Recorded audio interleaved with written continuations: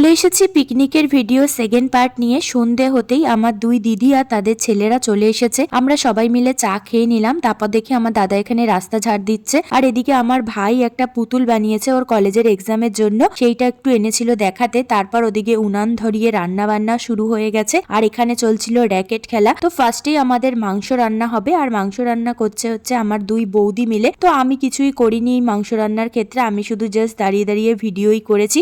এরপর সবাই দেখি খুন্তি নিয়ে ছবি তুলছে, ভিডিও করছে, তার জন্য আমিও চলে গেছিলাম একটু ঢং করতে। তারপর আমার বাবা এসে মাংসটাকে একদম ভালো করে নেড়ে দিল, আর ওদিকে নাচ গান চলছে, সাথে রান্নাও চলছে। আমার দাদা আবার ডিজে লাইটেরও ব্যবস্থা করে দিয়েছিল নাচের জন্য। তো আমরা খুব এনজয় করেছি সবাই মিলে। এরপর চললো মাংসের ঝোল টেস্টিং। তারপর দেখি আমার বড়দি বসে গেছে বেগুনির জন্য বেগুন কাটতে, আর ওইদিকে ফ্রাইড রাইস রান্না হবে, তার জন্য আগে জলটা বসিয়ে দেওয়া হলো।